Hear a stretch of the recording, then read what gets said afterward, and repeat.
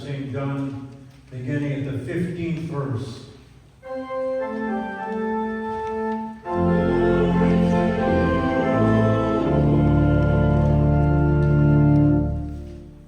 Jesus said to his disciples, "If you love me, you will keep my commandments. And I will ask the Father, and he will give you another advocate to be with you forever. This is the Spirit of truth, whom the world cannot receive because it neither sees him nor knows him. You know him because he abides with you, and he will be in you. I will not leave you orphaned. I am coming to you. In a little while the world will no longer see me, but you will see me because I live, you also will live. On that day you will know that I am in the Father, and you in me, and I in you. They who have my commandments and keep them are those that love me. Those who love me will be loved by my Father, and I will love them and reveal myself to them." Here ends the gospel for the day.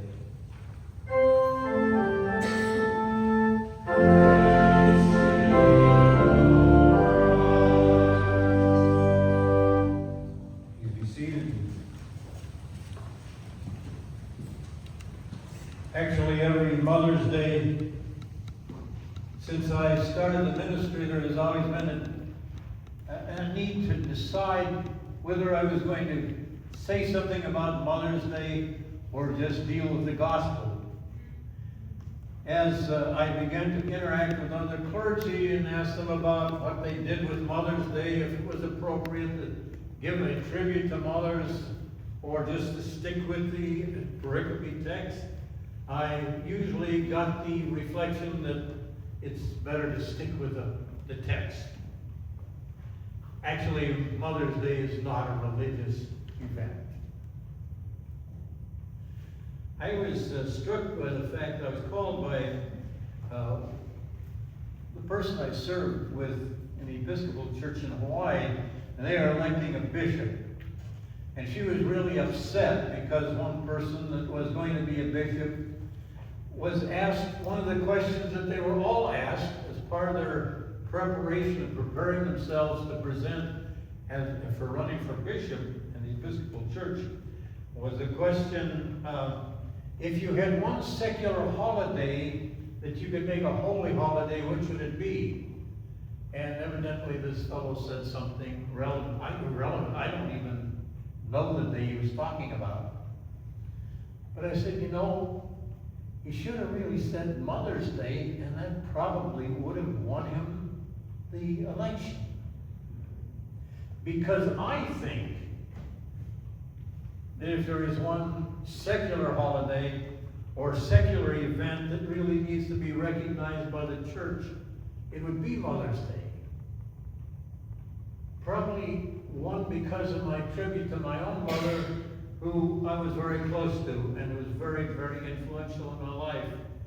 But just over the years dealing with mothers and some of the problems that mothers have, they really all do need to be declared saints. One of the things that was a tradition in our house of Mother's Day is we did get mother's flowers. That's why it gives me great pleasure to give you flowers this morning, because it brings me back to that time. It was something that was always a mark of that particular day. But the other thing that highlighted the day is it was the one day my older brother and I were allowed to go into the kitchen.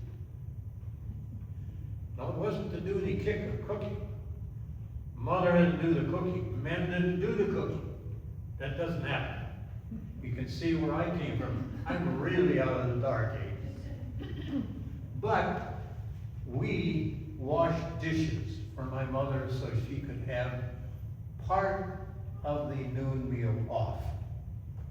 That was our celebration. Why should we talk about Mother's Day?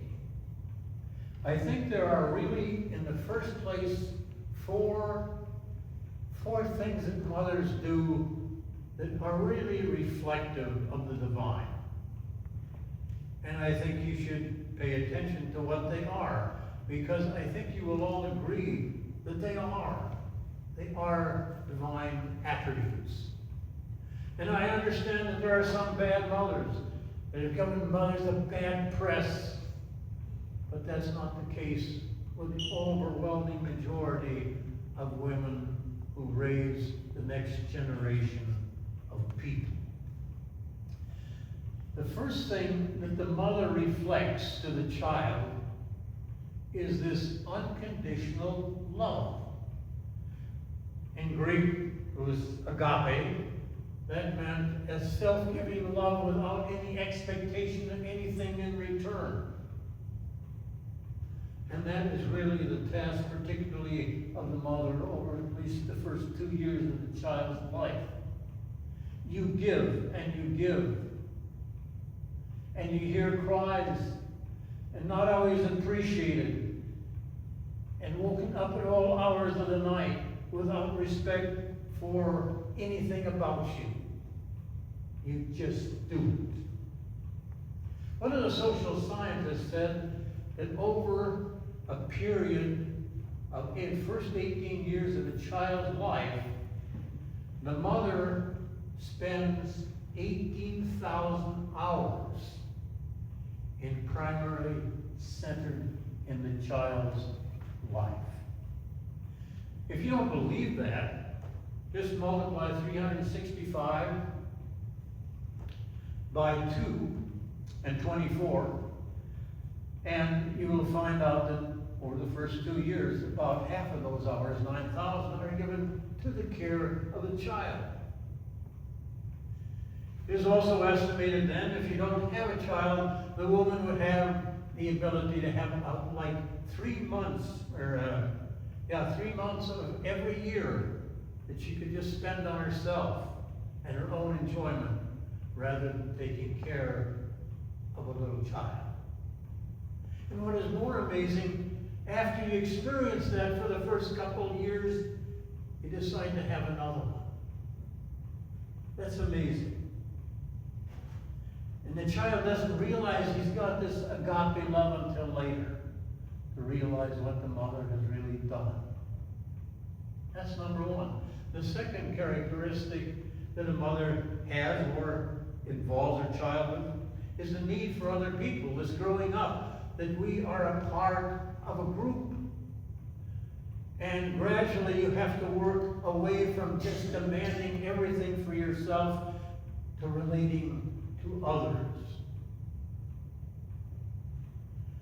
First of all, just to relate to the mother, the child begins to recognize that something is expected in return.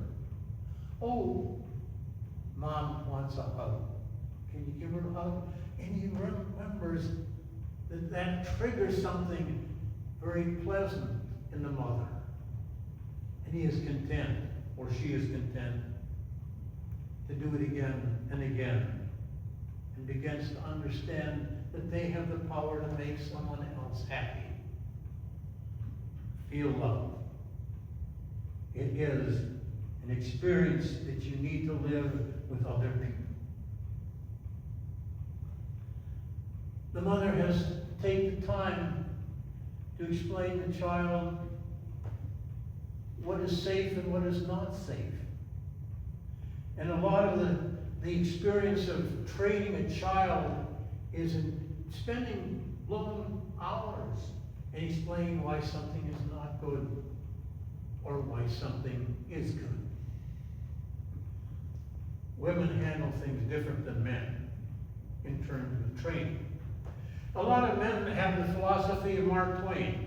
Mark Twain said, when he saw a child who was prohibited by his mother from touching the stove, he wrote, "I think you should just let the child touch the stove.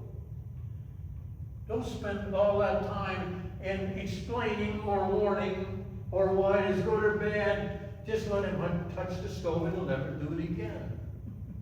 That's kind of a male response. But the female response, the mother's response, is I want to be safe. I want to take care of this child. I want them to know what is good for them and not. You learn learns to overcome loneliness and knowing that sometimes he just needs another person. That's a part of this holy training that a mother does to a child. The third thing that a mother does to the child is that they are the beginning of the ethics training for that child. What is right and what is wrong? The mother says, don't do that. That's not right. That's not kind.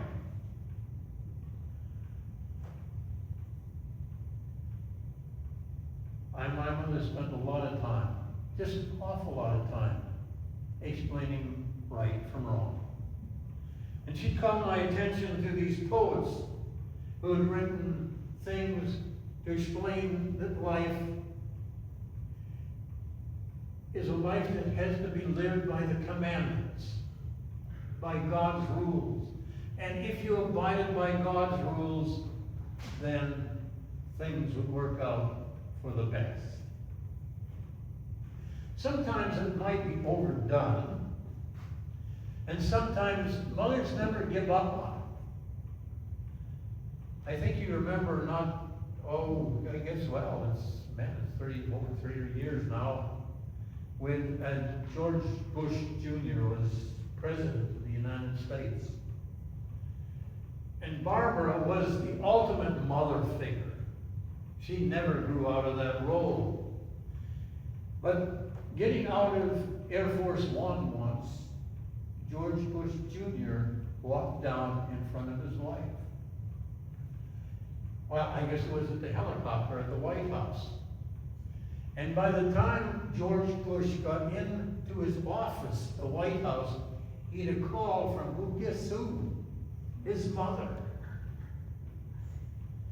And she said, I saw the most terrible thing today. You walked down in front of your wife. Well, you might think you're very important being president of the United States, but you cannot embarrass your mother or disrespect the mother of your children.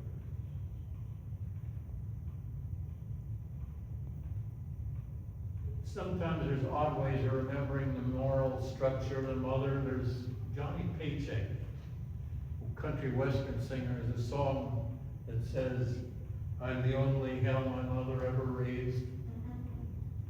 And he was confessing what a disappointment he was to his mother, because the mother had gone out of her way to train him as what was right and wrong. And whatever she said, he did the opposite. And he said it made a mess out of his life. The fourth thing that a woman does, a mother does, is she's the first evangelist of the child. She's the one that starts talking about God. I know in the Hebrew nation that the father was responsible for the religious training of the child, but the mother really starts it. She starts it with sitting down at the end of the day and saying, now we're going to pray. We're going to pray for those people that need help from God. And you say prayers, and sometimes those prayers ran into endless names. But it was the mother who taught how to pray.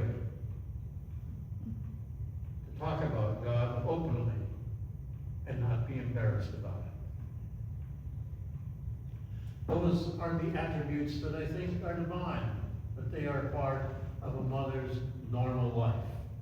And they might be respected and honored for it. So I'll ramble on, and I want to talk about two mothers who changed history.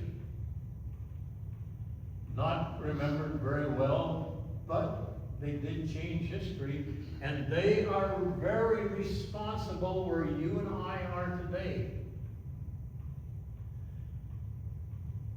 The first one was Flavia Juliet, Helena. She lived in 248 to 330, and she bore a child by the name of Constantine. Up until that time, the Christian religion was struggling. There were Christian population all over the place, but they were under persecution, and their future was somewhat in doubt. But Constantine's mother was converted to Christianity. And one of the things she did was talk to her child long time about his relationship to Jesus. Constantine didn't warm up to it real quickly, but it seemed to grow. And then in 311, when he had that battle with his arch rival for the head of the Roman Empire, he went with that Chi Rho symbol on his flag. He won the day. And that turned him toward listening to his mother. And from that time on, Christianity not only became a protected religion, but it became the favored religion of the Roman Empire, which really had superiority in Europe until the 8th century. And Christianity exploded because of Helen. And she is honored as a saint today by the Catholic Church. The second person, Monica, was born the year after Helena died. She had 3 children.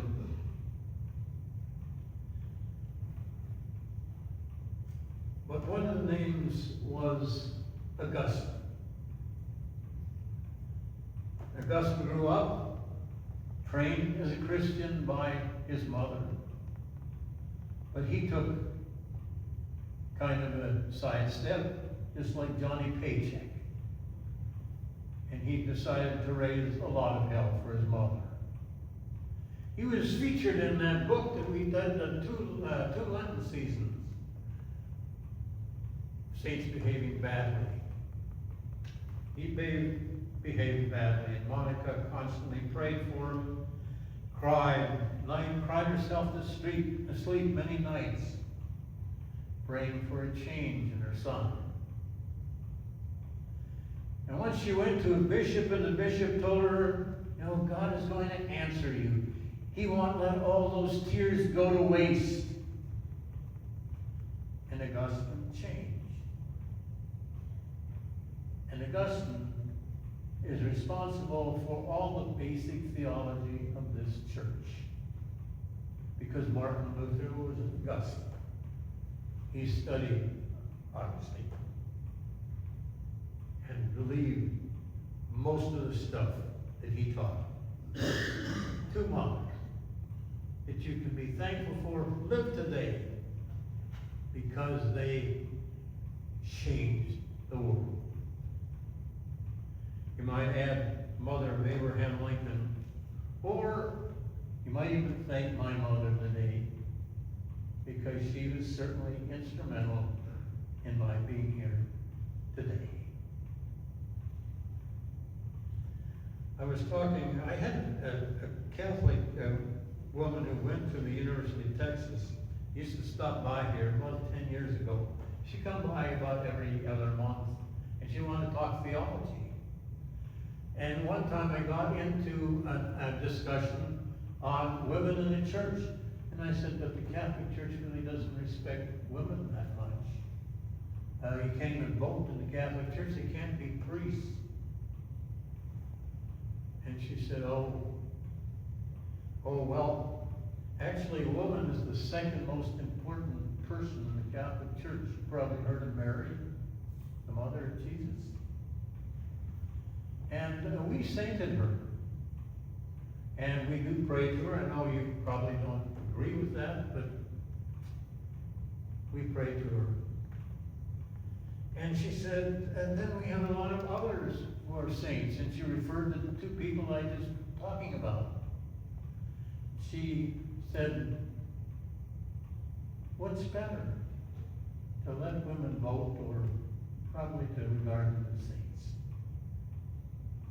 I said, well, you win. There's one beautiful piece of literature written by an unlikely theologian. Her name is Emma Bachbeck. And she wrote this: the creation of mothers took over time. She said, when the good Lord was creating mothers, he went into the sixth day of overtime when the angel of the Lord appeared and said, you're doing a lot of fiddling around with this one. And God said, have you not read the specs on this order? She has to be completely washable, but not plastic, have 190 moving parts, all replaceable. She has to run on black coffee and leftovers.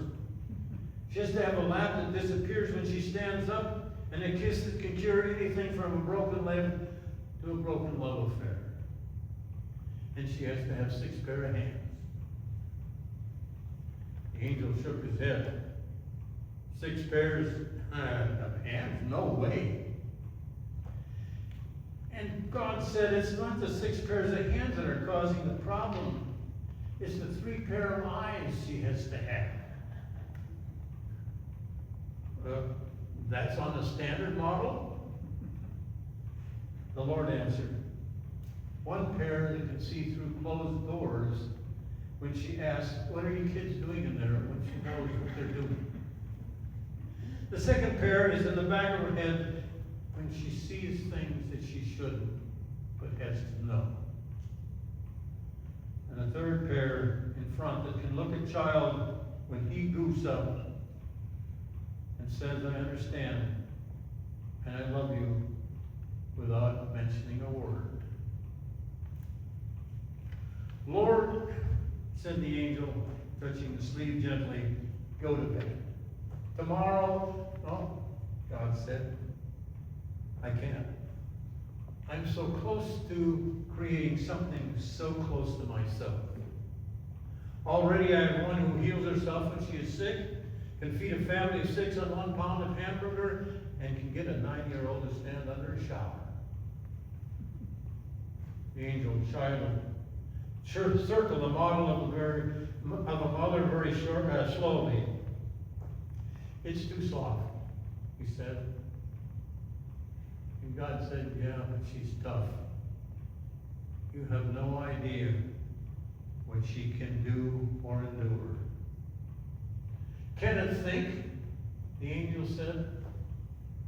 God said, not only can she think, but she can reason and compromise. Finally, the angel bent over and ran his finger across the cheek. He discovered water. He said, it's a leak. I knew you were putting too much into this model. It's not a leak, said the Creator. It's a tear. It's a tear. What's a tear and what's it for? It's for joy and sadness and disappointment, pain, loneliness, and pride.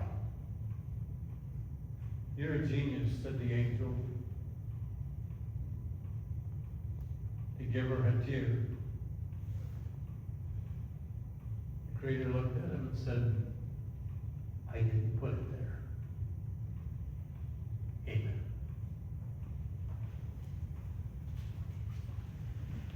Paul put him in the faith of our mothers. Stand as you are able.